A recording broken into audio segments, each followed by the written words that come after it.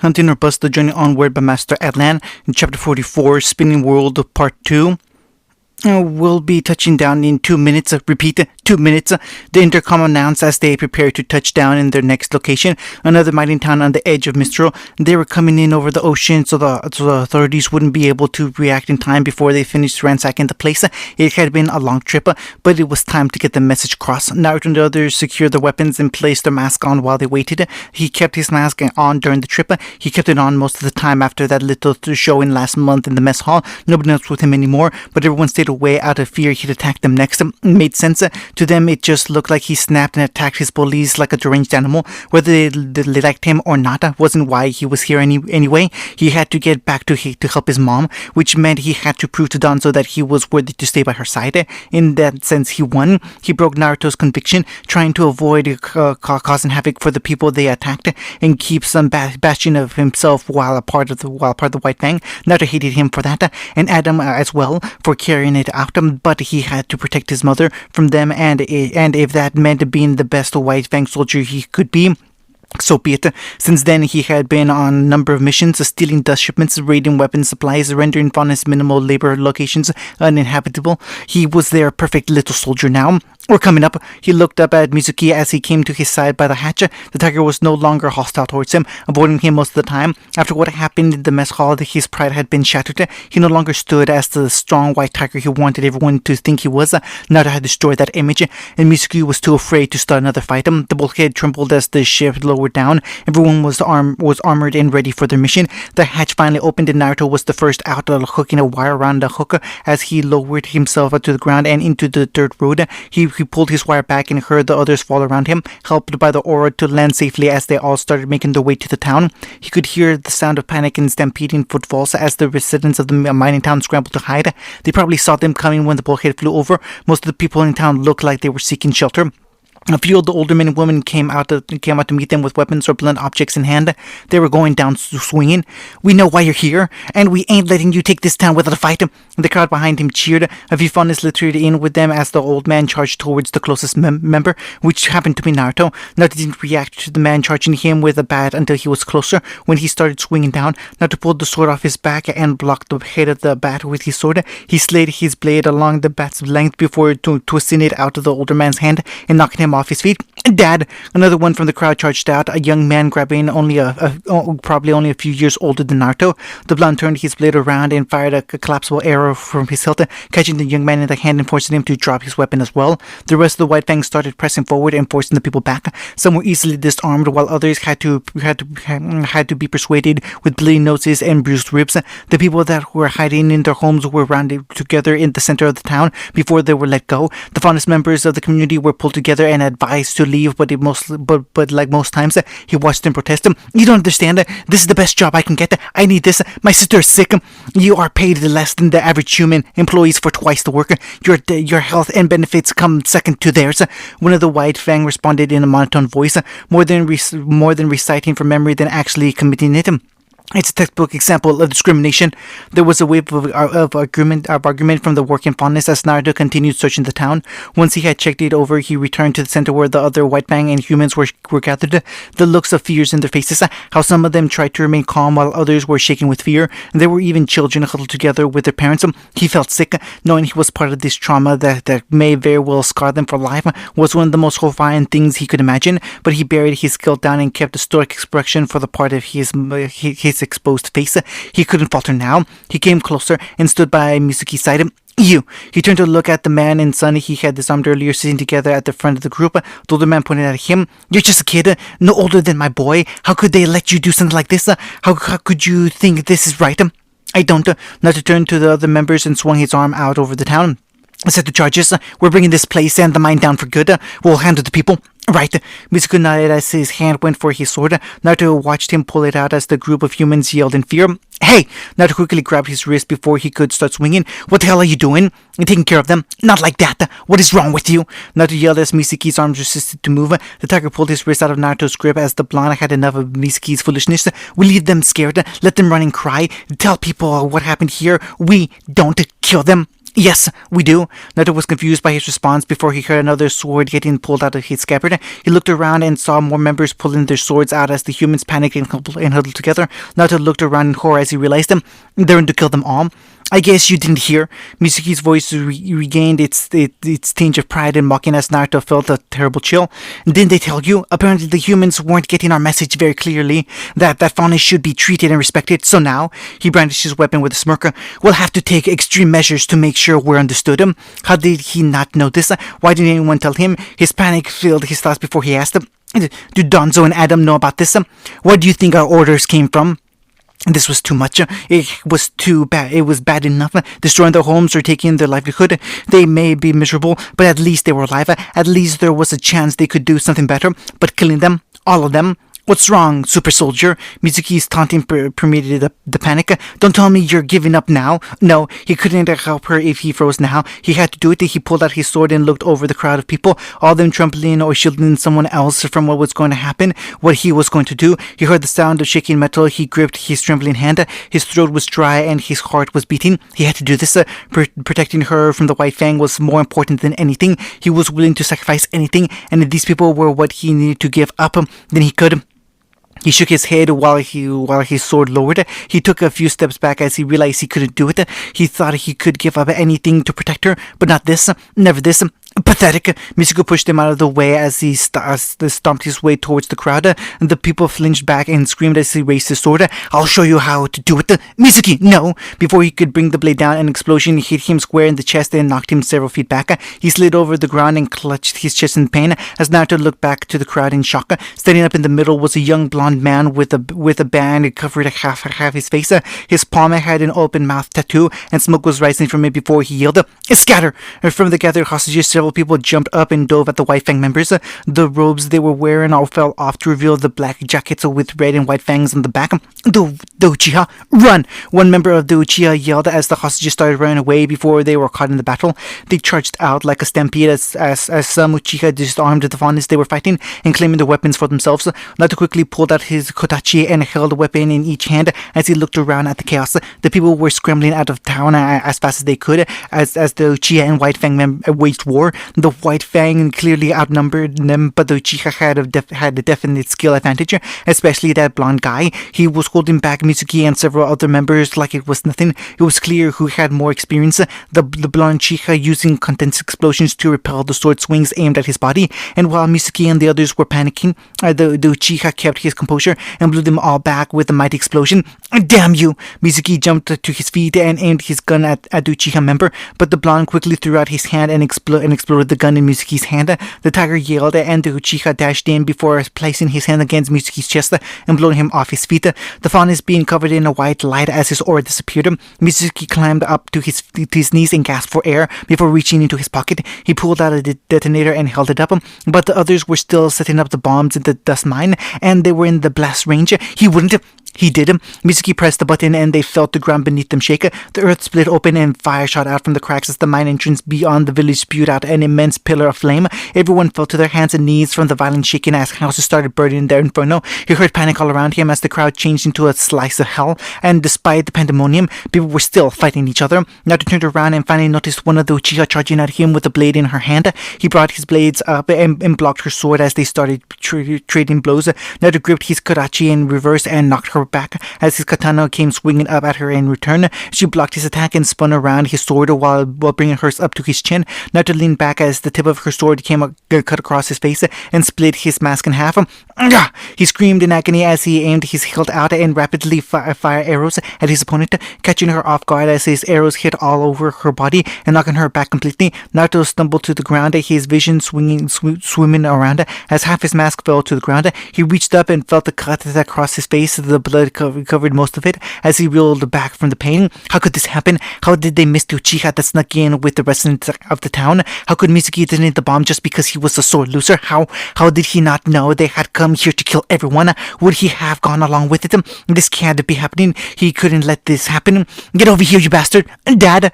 Naruto looked up, his vision unfocused and blurry as the pain slowly started to subside. While he healed from the cut, he saw Mitsuki beaten and tired from all the fighting as he grabbed someone by the arm. The leader of the town, and his son that hadn't escaped in time. Mitsuki knocked them over and held his sword out in anger before yelling and bringing it up to attack. Naruto's legs started moving. He was sprinting as fast as he could towards Mitsuki and captured the captured humans before it was too late. Mitsuki yelled and brought his sword down to slice them up, and Naruto's blade pierced through his bicep. Mitsuki let out a blood-curdling cry as he looked at the sword stuck through his arm. He dropped his own saber and screamed as blood started gushing out of his face and vest. Naruto pulled his blade out of the tiger's arm as he fell to the ground and clutched his useless limb in pain. Naruto turned to the humans and yelled, "Run!" They didn't waste a moment as the son helped his father up to his feet, and they ran as fast as they could. They escaped the burning village as the ground continued to split open and released intense flames. Naruto slowly looked over the town, burning so quickly the sky was already enveloped in smoke. Naruto spotted the last of the Uchiha picking themselves up and escaping before the town exploded anymore. He swore he saw something flash before another earthquake shook the town. This was what he had done, and his comrade at his feet, holding his useless limb and trying to stop the bleeding as their human victims ran away. The greatest enemies escaping while the town they ransacked exploded around them. That was what Naruto saw before he was tackled to the ground by the other White Fang members. Hunting. Ha! Sasuke stepped forward and swung his blade down against Reika's sword. He pressed on and brought his katana down over and over against the massive man. He forced the mercenary to step back as he continued striking before Reika blocked his blade and stepped in. Sasuke bent to avoid the swing to his head and dove forward as the second blade came up to his legs. He rolled along the dirt and quickly blocked the kick the green-haired man threw out at him. Sasuke jumped back up to his feet and lunged at Reika's head. The older swordsman smiled as he evaded and then crossed his swords over Sasuke's. In one fluid motion, he stepped in and slammed his shoulder into Sasuke's chest. He was then flying back as Reika pulled the sword out of Sasuke's grip as it fell to the ground. Sasuke flipped through the air and landed on his feet while Reika charged him. Disarmed, Sasuke lowered his stance and prepared himself, feeling the urge to activate his semblance but bearing it down with a smirk on his face. The huge man crossed his blades before swinging them out at him. The young Uchiha leaned back to avoid the cross slash before kicking up with a foot aimed for Reika's chin. The large man leaned out of the way to avoid the kick and swung his swords up from the ground. The tips tore through the grass and were coming up at Sasuke's side, but he quickly anchored himself in the dirt and blocked the sword with his feet. Sasuke brought his other leg down and then slammed it into Reika's knee. Reika dropped to a knee and twisted to swing his pronged blades at Sasuke. As the young man pushed off his hand and spun in the air, he landed and sprinted for his sword as Reika picked himself up and chased him. Sasuke dove and grabbed his sword off the ground before spinning around and holding it out so the tip nearly pierced Reika's nose. The two swordsmen that were just an inch away from his neck and his heart stopped as well as the two swords were gridlocked. Good. Reika nodded at him as he lowered his sword and stood up straight. It amazes me you were once the kid I beat in a single strike. Give me just a little more time. Sasuke smirked and lowered his blade as well. Maybe then I'll have something to teach you about swords. Reika chuckled while the rest of the advanced trainees clapped after their showing. Reika was in charge of training new recruits in basic combat before going out into the field. For those that wanted to step up in their skill, they could join an advanced group that practiced and sparred more frequently. Sasuke had been a part of Reika's training regimen for 3 years and added on to the basics he learned from Itachi. He could be considered quite capable in a fight. You should go hydrate and take a break. Reika advised him while wiping the sweat from his brow. You took quite a few blows, so your aura is probably nearly depleted. Oh, Sasuke looked skeptical. And you're still up to teach the rest of them? Oh no, they'll be sparring between each other today. You ruined the lesson for everyone else. They shared a laugh as Reika patted his shoulder and started barking orders to the other trainees. He walked through the camp and made his way back to his Itachi's tent. He was about to walk in before he saw something come out of the forest. He walked a little further down the camp and saw his brother emerge from the foliage with Gurren by his side. He walked up to greet them but quickly took notice of the blood stains from Gurren's hands and boots. He slowed down and realized what they had been doing. Did you guys get anything? Everything we will get, Itachi answered and turned to Gurren while she rolled up her sleeves. I'm sorry, I've had to ask you to do this again. Stop. She cut him off before looking up at him. We know what we're doing, and we have to do what we can in order to succeed. I have a skill set tailored to what we need, and we're using it. Stop apologizing, and we just move on. Right. Sasuke noticed how much she wanted to move past the topic, and his brother did as well. Why don't you go wash up? I'll do that. She agreed and made her way back into the camp without another thought. Itachi sighed before scratching his head, looking pretty pale before Sasuke asked him, "Was that the last one from the batch of White Fang you captured last night?" "That's right," he nodded. "We'll have to try and capture another unit on the next mission we intercept.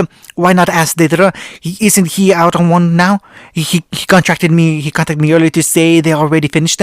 They couldn't have captured anyone even if they tried. The whole town was blown up." He looked at Tachi in shock. One of the raid party detonated a bomb inside a dust mine. They were all nearly killed in the explosion. "Holy crap, I know," Itachi shared expression, but that's not the worst part. Apparently this was another operation that was going to utilize the total fatality result like the last few have. Fortunately, this was the first one we've been able to get in front of before it was too late. No fatalities as far as they've accounted. So they're really doing it, Sasuke muttered. "The White Fang are killing anyone they think deserves it." "They've always done that, Sasuke," Itachi corrected. "They've just brought in their criteria for who deserves it."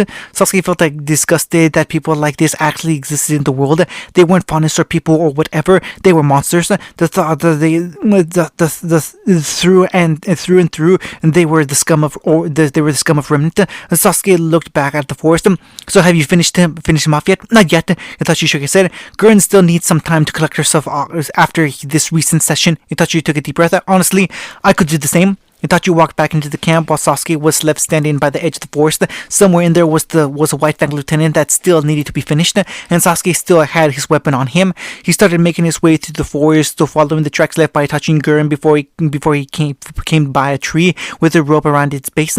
He found the White Fang lieutenant whose hands were secured by the rope around the tree. Sasuke took notice of the results of Gurren's interrogation from the multiple lacerations and piercing wounds the size of crystals over his body. Through her career as an assassin, Gurren had discovered multiple methods of inflicting crippling or fatal injuries upon her target, and then there were the injuries made for suffering. Those injuries were the reason the interrogations were held outside the camp zone. This guy looked like he would barely be able to walk again, let alone fight if the chance arrived.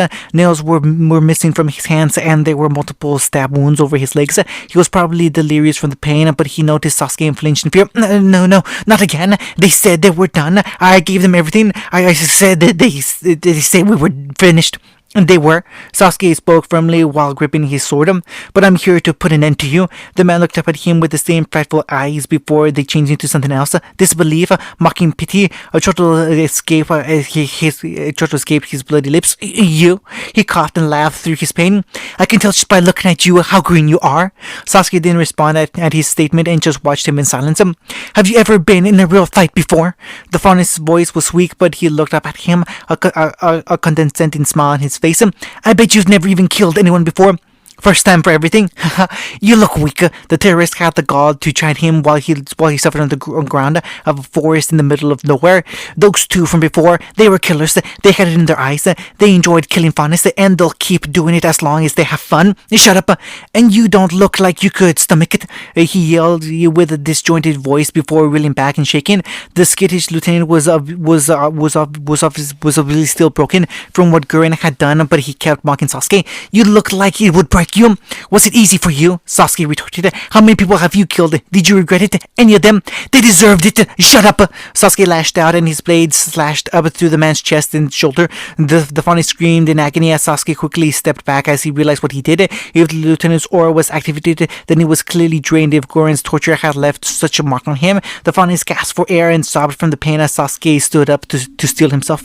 He had to do this. If he could do this, then he could prove to Itachi and the others that he was ready to fight alongside them. He had to control his fear and finish it. And as he prepared to start the execution, he noticed the White Fang lieutenant to reach for something in his breast pocket with his teeth.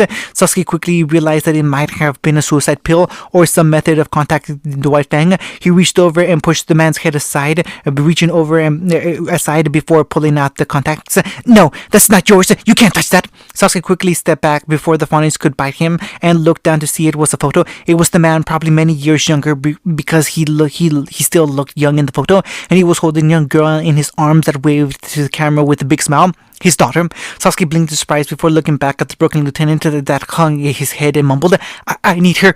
I have to get back to her." Get back to her. We're worth it for her. All of it for her. He sobbed. I need her. His daughter. Was he doing it all for all of this for his daughter? Sasuke looked back down at the photo before shaking his head. No, he had to clear his head. He needed to be decisive right now and couldn't afford it to falter. He turned the photo over in his hand before kneeling down to slip it back into the lieutenant's pocket. And that's when he heard something crack. The lieutenant threw a hand out to Sasuke as the young Chica stumbled back to evade the swipe to his eyes. The injured lieutenant forced himself up on his bloody legs, and one hand hung limply to his side while the other was still bound with rope. He broke the fingers on one hand so that he could slip out of his binds. The remaining nails of his hands extended out in claws as he muttered, "Do it for her! Do it for her! Kill them for her! Kill them all for her!" And Sasuke quickly raised his blade to block the clawed hands that aimed for his face. The old man was panting and his eyes looked unfocused as Sasuke pushed him back. The fawn stumbled back before lurching forward to tear out Sasuke's throat, but the young Uchiha held him back with a kick to the shoulder and knocked him back into another tree. The injured lieutenant slipped to the ground and Sasuke stepped up to slice his throat, but he found himself hesitant before he could finish it. The bloody fawn was panting and moaning in pain against the tree trunk before he glared up at Sasuke. There was barely any fear or regret in the man's eyes. He no dread or pain despite his lasting injuries, as he merely had one thing on his mind: hatred. Sasuke's eyes widened as he recognized the feral, monstrous growl emanating behind them. He quickly turned around and saw a Beowulf stalk out of the darkness with a vicious snarl. It was large and had more bone armor on it than most Grim they had encountered in the area. He tried figuring out how a Grim got through the perimeter they set up before he realized what drew it here. The fear in this fondness whirlpool of emotions may as well have been an alarm to call any Grim around to come get them. He felt so stupid letting emotions get the better of him in this situation, but there wasn't any time for that.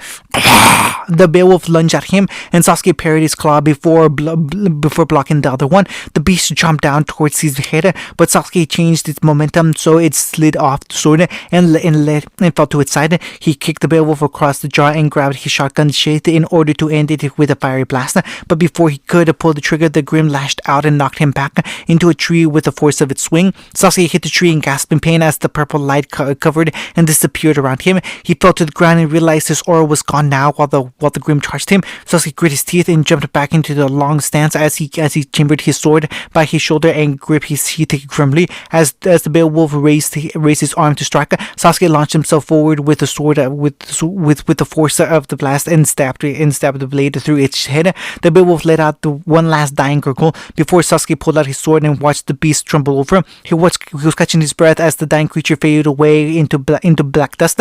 "It was you!" Sasuke felt the piercing pain as the fungus jumped him from behind and dug his claws into Sasuke's lower back. He screamed in pain as the lieutenant pulled his bloody fingers out, and Sasuke collapsed into the grass. He quickly turned around and blocked the fungus' hands as he tried to attack him on the ground. "I'll kill you! Stop it, you idiot!" Sasuke yelled back. "The Grim will keep coming if you don't stop. I'll kill you! Kill all of you! Have to do it for her! Have to make you suffer like she did!" He was too far gone. "You took her away! I'll make you!" 3 gunshots echoed and the fungus fell over Sasuke in a limp head. Sasuke quickly pushed the dead body off him and looked down to the blood stain over his clothes. Why was this so familiar? "Sasuke!" His brother dropped down beside him and looked him over. "What the hell did you do? What happened?" "I'm sorry," he gutted. I thought, "Itachi, the Grim are coming. Get back to the camp." Itachi barked. Grab what you can and get ready to move. We're relocating, but do it now." The others quickly headed back to the camp as Itachi lifted his brother up to the arm. "Come on, we have to move before the Grim charge in." And Sasuke flinched as his back cringed from the injury he sustained while Itachi took one arm over his shoulder. "It's okay, I've got you." Sasuke looked back once more at the dead faunus that would most likely be a meal for the growing rumble and growls charging from the forest wherever he may be now, accompanied by his daughter or not. Sasuke realized he was never going to be the one to end that man or his pain. hunting. The solitary room he was confined in was dark and lonely. Before this, Naruto stayed in barracks along with all the other members on the island base, but now he had to be confined with armed guards at the door while the leaders decided how to handle his treason. Everything had gone to hell the moment they got back on the bulkhead. He was tackled by some of the other members while they picked Mizuki up and tried to fix his wound. There was a lot of blood seeping out, and no matter what they did, it didn't stop for good. Mizuki didn't help himself by constantly reopening it to maul Naruto while he was tied up in the corner. When they touched down, a pale Mizuki was carried off to the infirmary while Naruto was detained in this room. He had lost track of time in here, with only a light bulb and a plate of food and water given to him every few hours. If they felt like it, they turned off the light and let him stare at the room with his night vision. No one had said anything to him, and he was just waiting for someone to give him an answer to decide what happened to him now that he had made it very clear he was no longer going along with White Fang's plans. He had compromised his morals and destroyed people's lives in the name of the White Fang's missions, but he wasn't going to kill innocent people. He just couldn't. He looked down at his mask. The only thing they had left him with after they confiscated his weapons and pack, it was split in half. The other piece somewhere in that burning town, while this one had splashes of blood over it. This shooting, his shoulders trembled, and he grit his teeth before spiking it across the room as he yelled at the top of his lungs. Once the rest of the mask broke against the wall, he hugged his knees and sat in the darkness. After God knows how long, he heard the doors of the room finally open and close. I sent him away for a few minutes.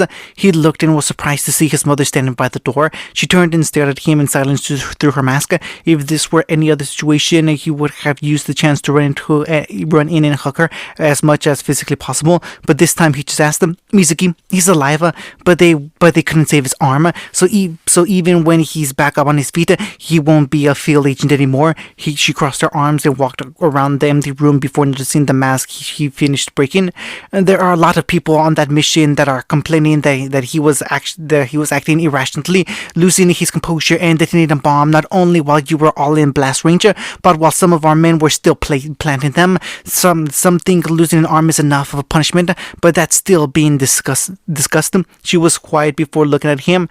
They are more focused on you right now. And what have they decided? A lot of people are demanding punishment. You committed treason, and that is not a simple crime, she said with a neutral tone, like she wasn't telling her son people wanted. He said, Adam in particular, he thinks insubordination like this should be answered with blood.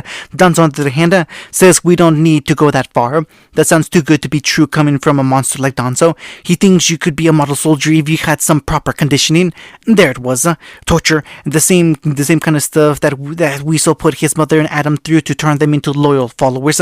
I can't kill people, Mom, Naruto told her. I just can't, not for this cause. I know, but if you go through his training, you'll do anything whether you want to or not. It was sickening to imagine having to go through anything with that monster, but fine. Naruto muttered as he stood up and squared his shoulders. If he wants to punish me, then he can try. The room was silent before she asked him, "You're willing to go through his conditioning? Do you have any idea what it will do to you?" "I have a pretty good idea." He remembered what Adam said, about it as he gulped and nodded his head. But if I can keep living and staying here, then that's the best option. Naruto made up his mind, knowing that the regeneration his siblings gave him even now would be able to keep him together through anything Danzo had to offer. "I promise it'll be okay, Mom. I'll keep fighting and protecting you from whatever this place throws at us. Just wait a little longer, and I promise I'll..." He stopped when he saw her cover her mouth while facing him. His voice failed him as he saw the tears leaking out the bottom of her mask and cascading down her cheeks, her shoulders heaving a few times before she gasped and reached up, finally pulling off the mask to face him, only for him to see her red, puffy eyes. She finally found her voice and wiped the tears. "Is this what happened to you?" And she sobbed a little more before shaking her head. "Is this what I've made you become?" He gulped. "What? This?" She reiterated like the answer was the most obvious thing in the world. "You've had to change so much to try and save me. You've had to do things you never wanted to do, hurt people you never should have hurt, because you thought you were protecting me, because I didn't stop you from coming on that ship.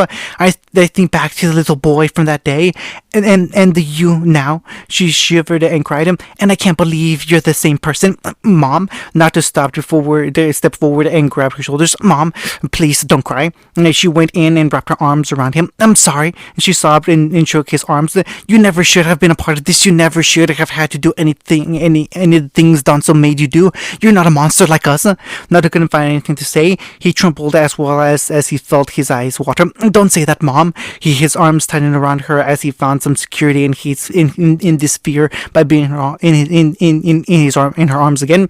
Please don't say that. It's true, she whispered before pulling back and looking up at him. You don't belong here, and that's a good thing. And she wiped her eyes. You were never supposed to be a part of this, Naruto. You were always going to be someone who could change this world into light, not from the darkness, and you'll never be able to help while you're stuck here or getting swayed by Danzo. She narrowed her eyes. You need to leave this place now. And he grabbed her arms. Let's both go. We can head back to Dad. He didn't care about the consequences right now because he just wanted them to get away from this place as fast as possible. We don't need to stay here anymore. Yes, I do. He furiously yelled. No, Mom, you aren't like these guys. They don't want equality or superiority or whatever. They just want to kill. They want genocide. They told us to kill all the people in that town, and I helped pass that order. She took advantage of his silence to continue. I can't tell anymore whether it's because Danzo wanted it or I did. I didn't think I hated humans anymore, but I'm scared about what might happen if I see your father again. Her voice cracked before she took a deep breath and looked up at him. This place still hasn't changed you forever. Now, don't let it get the chance. Mom, she grabbed his head and pulled it down to lay a kiss on his forehead. I love you. Never forget that. She released him and stepped over to the door before opening it up. She lingered there for a moment, reaching down to her pocket for her mask before looking back at him one last time. I'm sorry. She walked out before he got a chance to say anything. He stood there in stunned silence before noticing the door bounced when it hit the frame. He grabbed the doorknob before carefully opening it and peeking outside. No guards or sentries being sent off after his mother had ordered them to leave. She was nowhere in sight, and neither was anyone else. He looked down and saw something jamming the door lock. He pulled it out to see it was a chunk of the mask he had broken. This was the chance she was giving him, a chance to escape. He tossed the piece back into the room before walking out and closing it behind him. He carefully maneuvered his way down the hall and made sure to stop when people passed by. Escaping this place was easier said than done when he was standing on an island between Atlas and Mistral, and his healing wasn't gonna do much if he starved to death in a stolen boat.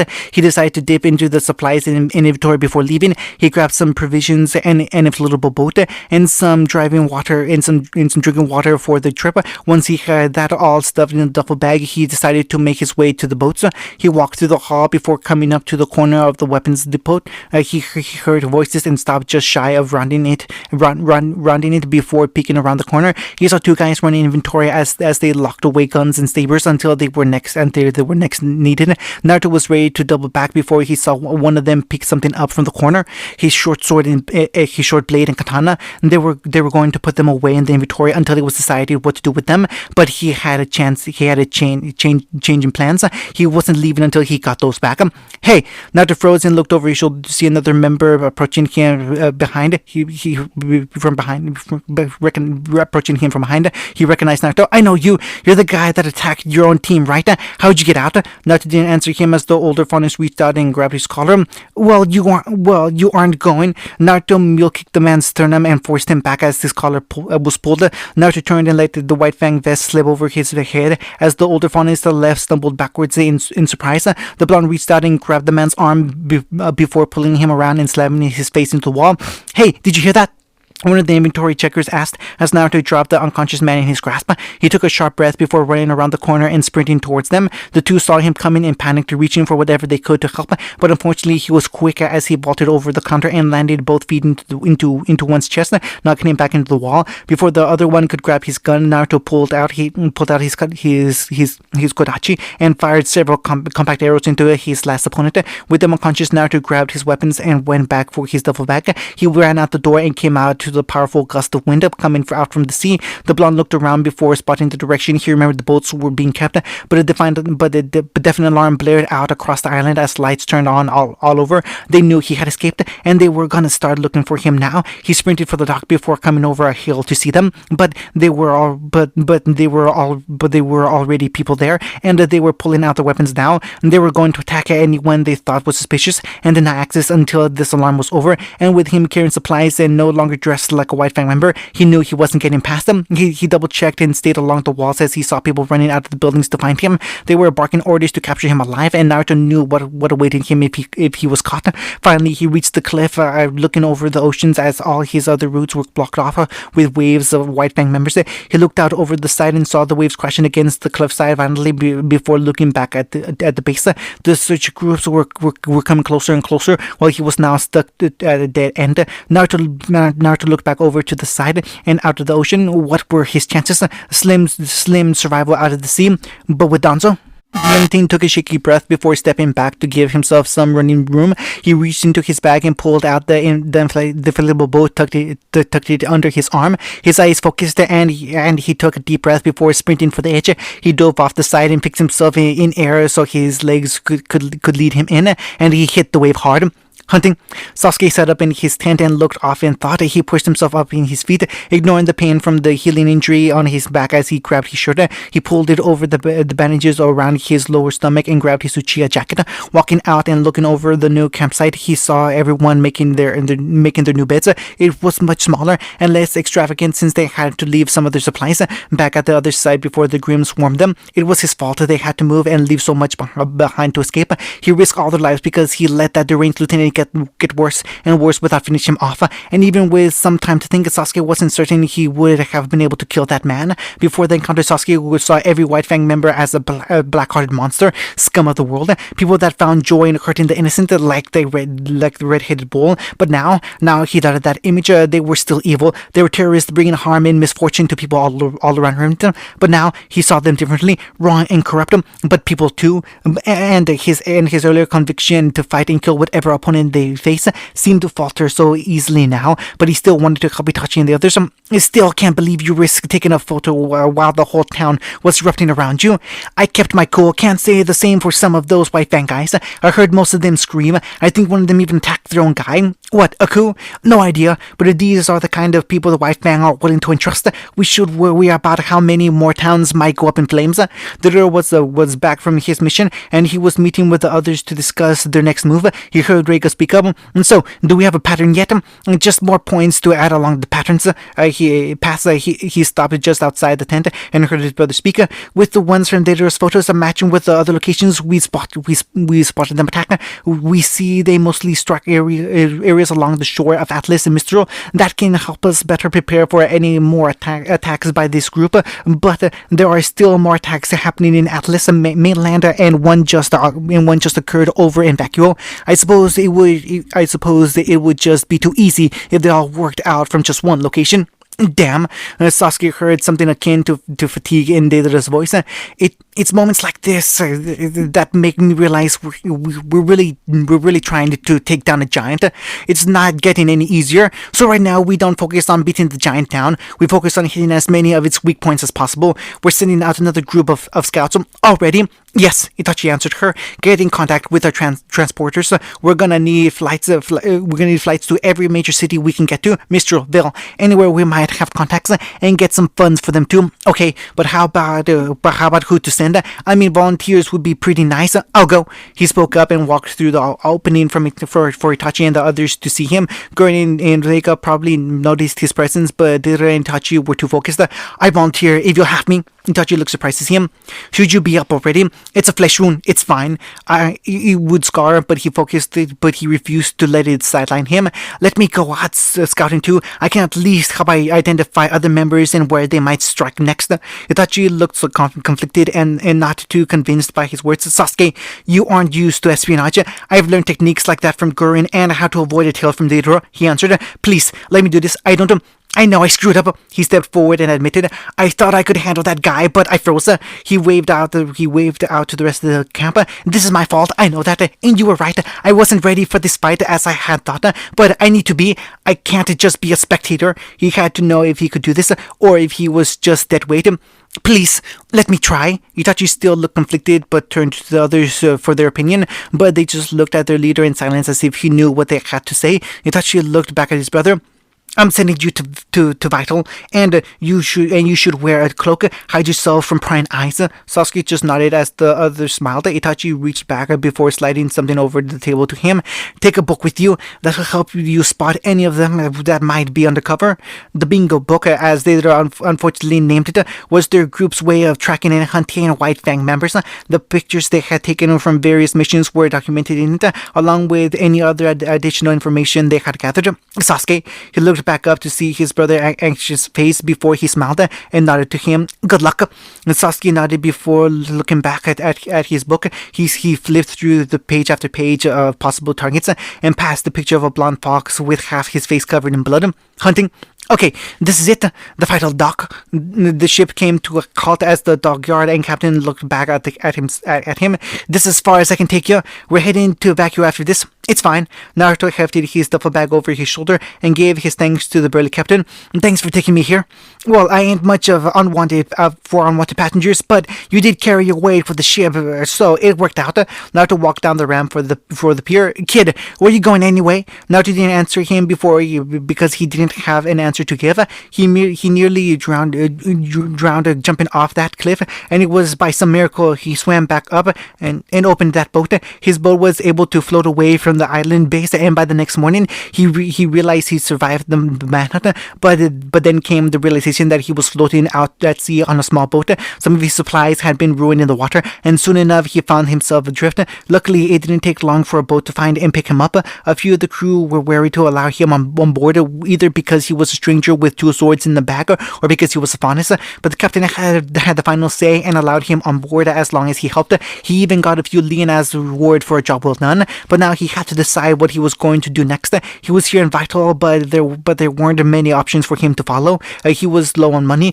The White Fang could still be looking for him. His father, he'd hold off on calling him for now, just until he could get his feet back on the ground. His stomach growled and he was quick to slam it. He couldn't bother getting hungry right now. He didn't have much lien and he couldn't waste it buying food. Sorry, Belly, but you'd have to power through for a little while longer. He walked off the pier and came out into a market filled with people. He tried to look inconspicuous while making his way through the crowd, but he felt like everyone was staring at him. He probably wasn't helping matters, looking angry and carrying a strange bag over his shoulder, but he had to focus on moving right now. He was so distracted thinking that he didn't notice the girl that crossed his path. He bumped into her and they both went tumbling to the street, her bag spinning across the ground. Naruto quickly picking himself up and looking at the girl like he knocked over before picking up her supplies. Sorry, I wasn't paying attention. He grabbed most of the apples and greens before they got dirty. I didn't. No, it's fine. The girl showed him while picking up her bag and taking the food he handed to her. I wasn't paying attention either. She didn't seem angry or annoyed after getting knocked over as she calmly stood up after everything was together. No harm, no foul. Okay, that's good. He was relieved she wasn't blaming him or making a scene. Without a moment to calm down, Naruto took a chance to look the strange girl over. She wore a long green cloak with the hood up, which along with her long brown hair obscured most of her face. He did notice her darker complexion and the little beauty mark under her left eye. He thought she looked out of place in a market like this, market by the pier. He scratched his head and ears before nodding. Well, by then, are you okay? She asked with genuine concern. You look really tired. He wasn't surprised considering everything he had gone through in the last few days. Being wanted and escaping the biggest terrorist organization on the planet left him pretty knackered. He rubbed his eyes before she asked him, are you hungry? I'm fine. Nothing I can't. Of course, his stomach took this chance to betray him. A rumble enough for people passing by to hear it. He sighed and covered his gut before he heard her giggling. He reached into her bag and pulled out one of the apples that before holding it out for him. Here, you can have this. He shook his head. No, you don't. It's really no problem. A small smile appeared under her hood. Please, take it. He sighed before turning back to before turning back to her. Listen, you don't need to bother with me. Give me that apple. Giving me that was just a waste of your money. I don't think so. It'll help you, and that seems good enough for me. She held it close to him. You may need the strength. He took the fruit and stood there looking at it before she smiled and walked past him. Naruto watched that strange girl walk away as his eyes focused in on her retreating figure. Something about that girl was strange. He took a bite of the apple and couldn't help but feel relieved with the delicious taste. Strange or not, that lady picked some nice apples. Hunting. Sasuke couldn't believe his luck. He couldn't call it coincidence because it was just impossible to deny the fortune of having found a target so quickly. Amongst the crowds and swarms of people, Sasuke spotted a blonde with foxy ears on his head. He looked identical to the one in the bingo book. Sans the uniform and blood-splattered face, he was dressed in civilian clothes to blend in better and was carrying a duffel bag over his shoulder, probably carrying a weapon or an important package. He might be planning an attack or meeting up with others from the White Fang or even just taking a holiday, but it didn't matter because he was going to keep following him until he got an answer. Sasuke remembered Gurren's lesson and kept a fair distance away from his target. He still had a beige cloak to cover his body and weapons, and made sure not to draw attention to himself in the crowd. He had to pick up the pace, and when he saw his target move a little faster, they rounded a few corners, stopped off and crossed the street before walking again. Focusing on reconnaissance for now was the goal. If a battle were to occur, that was fine, but just trailing was his main objective for now. He saw the blonde fox turn a corner and Sasuke sped up before stopping to turn. He peeked around the side to see a long alley going between almost a dozen buildings, but no fox. Sasuke instincts kicked in and he quickly reached for his blade as something dropped down behind him. He stopped reaching when a blade was pressed under his throat, and he was forced further into the alley so no one would see. Who are you? The blonde fox inquired while making sure the blade didn't slip from his throat. When he refused to respond, the fox pressed the blade up higher. Don't play silent now. I don't appreciate being followed, and I'm not in the mood to be ignored. Sasuke still didn't answer, but looked over his shoulder to glare at his captive. The whiskered thing grew more impatient and pushed him forward before grabbing the back of his cloak. Sasuke sighed as the fox stared at the symbol on his jacket before the cloak flew back into place. Dude, Uchiha, really didn't think you'd find me this fast.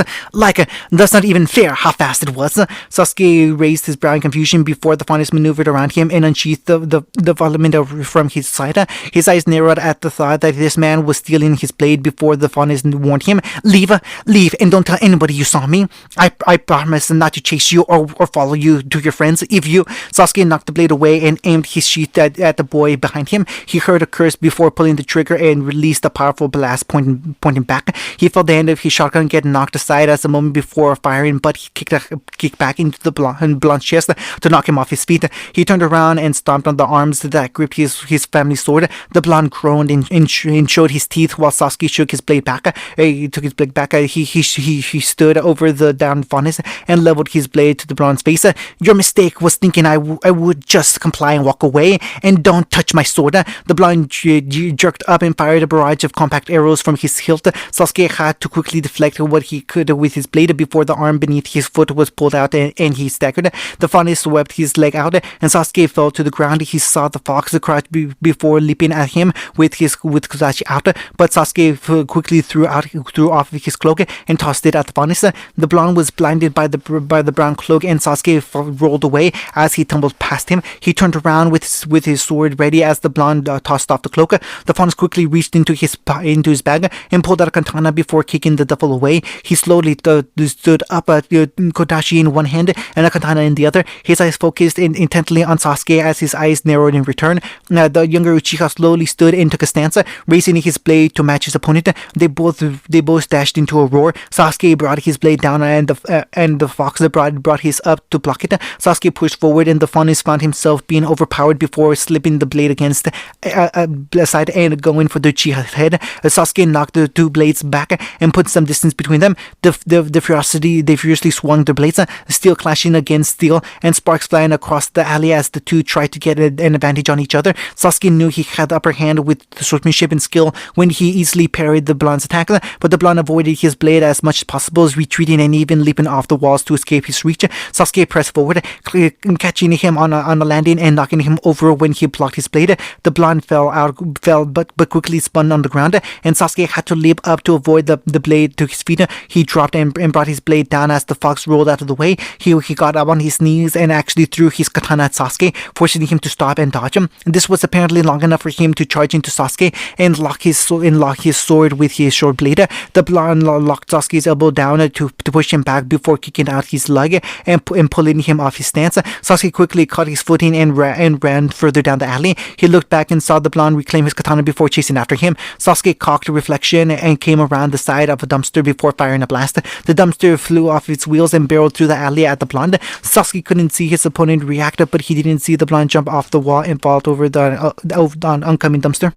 That was impressive, but it also provided him a chance to attack as he dashed forward. The blonde landed, but he had to quickly lean back to avoid the blade tip coming at his head. The move was so fast that he fell back and Sasuke swung his sword down to catch him. The fox brought up his sword and to block it, but Sasuke followed through and left a cut in his leg. The blonde gasped in pain as Sasuke pulled out his sheath and aimed the shotgun at his head. Ugh! The blonde yelled out both hilts and fired a rapid series of arrows that Sasuke had to quickly avoid. He started flipping backwards as he heard arrows fly through the air to catch him before he was out of range.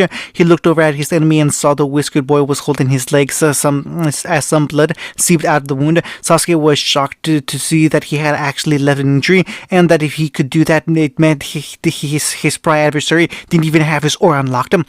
I'm surprised you were able to hold out this long without having aura, but you'll be killed if you continue like this. Surrender and tell me everything you know, and I promise not to kill you. The Faunus found his threat amusing as he somehow stood up despite the injury. He stood on it like it was nothing, and Sasuke quickly noticed the skin had healed over where the cut had been. The blonde smirked. I'm gonna take a lot more than that. It's gonna take a lot more than that to kill me.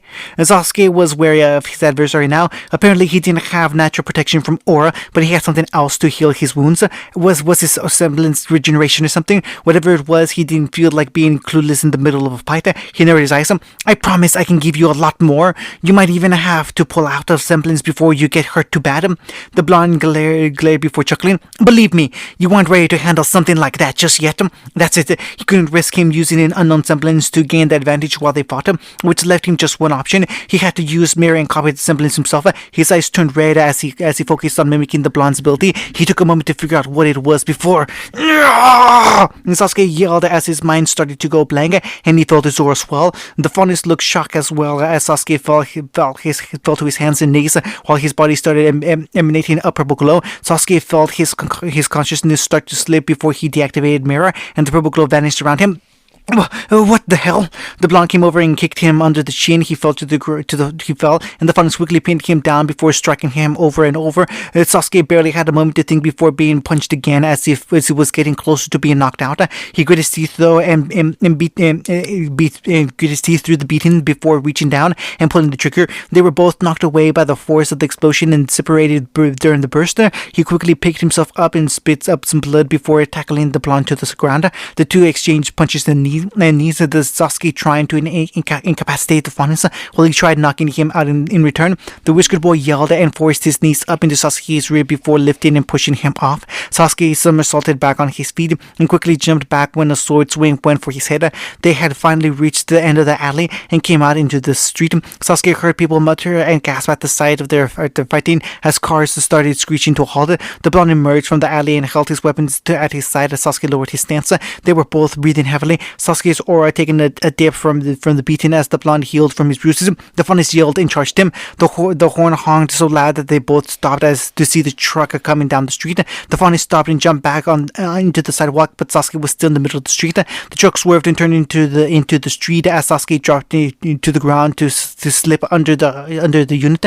It passed over his head before clearing and crashing into a building. Sasuke looked over at the destruction the wheel had caused as the back of the container broke open and some robots spilled that over. He lifted himself up and looked over at the fox to see he had been floored by the truck's wild swerve as well. Itachi glared and prepared to attack again. Fire! Part of the car's engine had started bursting up in flames and climbing up the building walls. He heard screams from the people in the street as they started running away as fast as they could.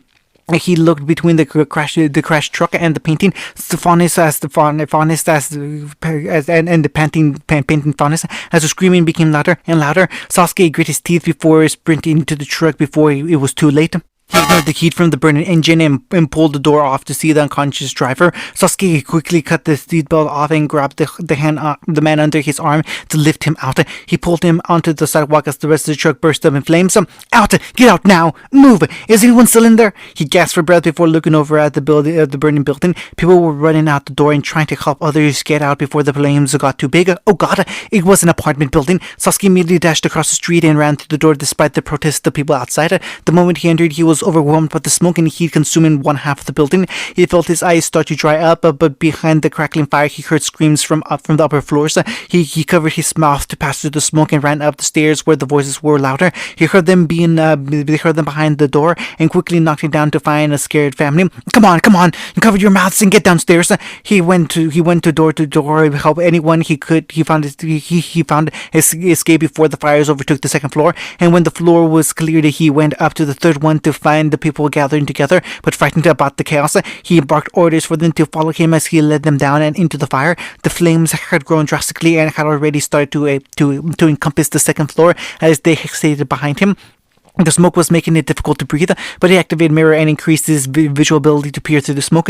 He took the first step forward, making sure the ground was still solid and wouldn't give away if people came running down. But something snapped and broke over him as the banister finally gave and kept dropping down. Sasuke unsheathed his blade and sliced through the beam before it hit. He felt the entire building start to sway as he yelled to the people in the stairwell, "Come on, we have to go!" They were scared, but they did muster the courage to run down to the bottom floor and get to the door. Sasuke brought up the back of the group, and when he got out, he gasped for air. He staggered and coughed violently as the fresh air mixed with the smoke in his system. He noticed cop cars had arrived and were keeping civilians out of the perimeter before the fire could be contained. Wait, my daughter's in there! And Sasuke looked up to see Afani's trying to push through the barricades and yell, "Please, she's still in there, please!"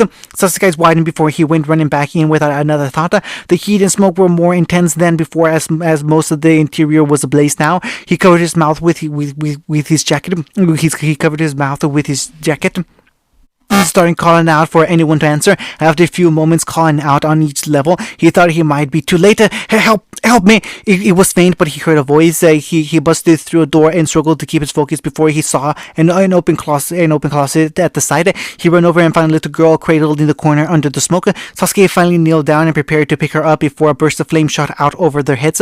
She screamed in fear and cowered as he pulled off his jacket and wrapped it around her for extra protection. He picked the shorter girl up and started carrying her out the room. He ran the stairs as quickly as he could while his vision started to blur and breathing became labored, but he pushed forward knowing the girl's life was in his hands. He ran through the smoke and flames before spotting the exit, but he heard the sounds of stone cracking and breaking beside him. His eyes widened as he looked up to see the wall collapsing over them. He thought about going for his sword, but that meant dropping the girl, and he wasn't sure how much more she could take. His aura was fading and she probably didn't have hers unlocked, but he still shielded her, but nothing happened. He looked up in surprise to see the wall lean over a little more, but stopping just short of hitting them. He looked over in shock to see the blonde Faunus was holding the wall up from the bottom by supporting it with his shoulder. He gasped and pushed through the pain before yelling, "Go!" And Sasuke stalled and noticed the Faunus was starting to glow orange. He quickly sprinted for the door as he heard the fox scream. There was a crashing and then a rush of fire behind him before part of the building collapsed. Hunting. Young lady, can you tell me anything about the men you saw came into the building to help you? No, I couldn't see very well when they saved me. And what about that jacket you were wearing? Can you tell us anything about it before it got caught on fire? And can you please just leave her alone? I don't know who they were, but they saved us. Only after putting them into the situation in the first place. Naruto took a few deep breaths as he hid further into the alley to avoid the cops or any other wandering eyes. He wasn't sure running back in there and using his semblance was the right move, but when had that ever stopped him before? He flinched and looked down to see his arm was still healing from the burns of stopping that wall and still needed time to heal, but he had to move with some urgency considering that Uchiha had slipped away and could be anywhere right now. He came over behind a garbage can and found his weapons lying by the ground. He sat in relief and reached down with his good hand just to stop as the blade positioned himself beneath his chin. He slowly stood back up and gulped before looking back to see the black-haired teen behind him, face covered in ash and soot. Naruto looked at him in silence before a tired chuckle escaped. You know, for a second there, I really thought I got away. The Uchiha member didn't answer him and kept the blade at his throat. If it matters, I'm not with the White Fang anymore. I can't be used as a hostage and I don't have any information to give. I didn't come here to meet with anyone else, but if that doesn't matter, Naruto took a deep breath and closed his eyes. Then do what you do. Why? Naruto opened his eyes and looked back at him. Why did you run in there to help me? Because the fire was our fault, Naruto answered. You were trying to help those people, and I had to do the same. Why? I don't know. Naruto groaned. Because they needed help. You did too. Look, are you just gonna keep asking me questions, or what? The brunette slowly lowered the blade from his neck and slid it back into his sheath. Naruto honestly didn't expect that to be the result of this little confrontation. He stared the boy over before turning to look at him. I'm Sasuke Uchiha. Naruto Uzumaki. Hunting. Naruto looked down over the street and watched the rising smoke from the building fire that had been quelled. The cops were getting testimonies from the apartment residents and the people that watched on the streets. Some of the people that were praising them for the heroics not too long ago were now demanding their heads for causing the fire. That was probably a fair reaction considering they just burnt down their home. But the driver of the truck was furious as the medic seemed to cut in his head. He was yelling and ranting, demanding they be caught as soon as possible. Thinking about his boss not being happy to see such a huge shipment of AK units get destroyed in the fire. What business needed so many armored robots anyways? Worst part of it was when he saved that little girl, his jacket burned up along with his bingo book. He had nothing left to go back with them. I'm back. Naruto walked over with a bag filled with snacks from a store not too far away. He was wearing the brown cloak Sasuke dropped during their fight to conceal his features and his particularly burned clothes. He stepped over the pile of their weapons and sat down by the Uchiha, searching through the bag and finding a sandwich. His stomach rumbled and he smacked his lips. I am starving. Sasuke watched him take a few savory bites of his meal before raising an eyebrow. Where's mine? Oh, Naruto's eyes widened. Sorry, I didn't realize you wanted one. Sasuke's eyes narrowed in annoyance before Naruto held out the bag. There's a yogurt in there. Sasuke looked at him skeptically before taking the bag and taking the yogurt. He grabbed the bag of the brown cloak. He grabbed the back of the brown cloak and wiped his face clean before pulling up the tap. He scooped up some yogurt. So, how are you not a part of the White Fang exactly? Naruto took another bite. In the way that I disagree with their methods, attacked my fellow members, accused of treason, and then busted my way out to escape. Sasuke suddenly looked out over the town. If you disagree with their methods, then why help in the first place? To help my mother. Sasuke looked at him in surprise, but I failed, and now she's stuck there with those monsters, and I can't do anything to help her. Why would she need your help? Actually, your turn. Naruto cut him off. You called yourself Sasuke Uchiha, right? Do you just really like the name or something? He shook his head. No, my real name is Sasuke Uchiha, and I'm one of the last Uchiha in the world. Naruto was silent. I didn't think there were any Uchiha left. There aren't many, but I'm one of them. Alright then, Naruto raised his brow curiously. So, why would a genuine Uchiha not only let me go, but also just sit here and have lunch as well? Sasuke stopped eating and lowered his hands as he looked over at the building again. He sat silently and Naruto thought he had asked the question he shouldn't have before he spoke. I'm starting to realize that I may not be as prepared or even capable for this fight as I thought. I question every move I make. I think back to all the people my group has killed and wonder just how many of them were really just cold-blooded killers. I think about all the people I live with and call my family and realize that they might not be the true heroes I always believed they were. He closed his eyes, and that terrifies me. Sorry to hear that. Naruto finished off his sandwich before clapping the crumbs off his hands. So, what are you gonna do now? What do you think your followers will say if you went back doubting them like this?